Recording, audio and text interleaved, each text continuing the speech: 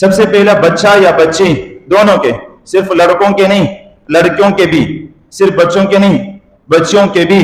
ہمارے معاشرے میں بعض چیزوں میں لڑکیوں کو، بچیوں کو، خواتین کو سائڈ میں رکھ دیا گیا ہے. ہر جگہ مرد کا حصہ ہوتا ہے، ہر جگہ لڑکے کا نام ہوتا ہے. تو لڑکیوں کے بھی حقوق ہے جیسے بچوں کے حقوق ہے، بچوں کے بھی حقوق ہے جیسے بچوں کے حقوق ہے.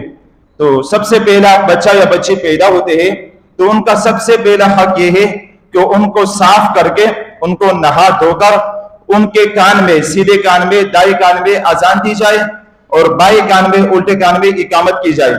بچہ اور بچی پیدا ہو جائے تو ان کا سب سے پہلا حق یہ ہے کہ بچہ یا بچی کے سیدھے کان میں اذان دی جائے اور الٹے کان میں اقامت کی جائے. اسی طرح اذان، اسی طرح اقامت جیسے کہ نمازوں میں ہوتی ہے. اس کا طریقہ کیا ہے؟ طریقہ یہ ہے کہ بچہ یا بچے کو گود میں اٹھا لیا جائے، قبلے کی طرف رخ کر لیا جائے اور پھر اس کے بعد دائیں کان میں اذان دی جائے اور بائیں کان میں اقامت دی جائے، لیکن آہستہ آواز سے.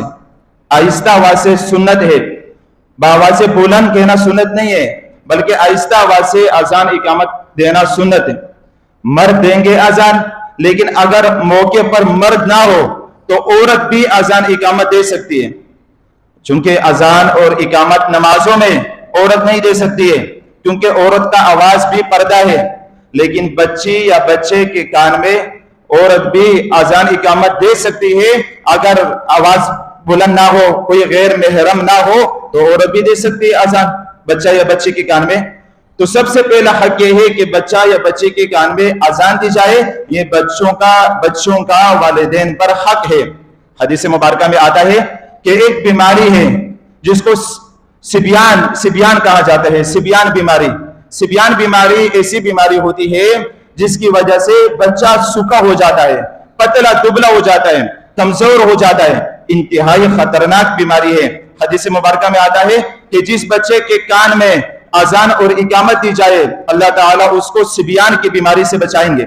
تو اذان اور اقامت بچے کے کان میں دینا بچوں کا حق ہے اور اللہ تعالیٰ اس کو سبیان کی بیماری سے بچائیں گے. اور دوسرا فائدہ یہ ہے کہ بچوں کے کان میں سب سے پہلے اللہ تعالیٰ کی وحدانیت کے الفاظ آئیں گے.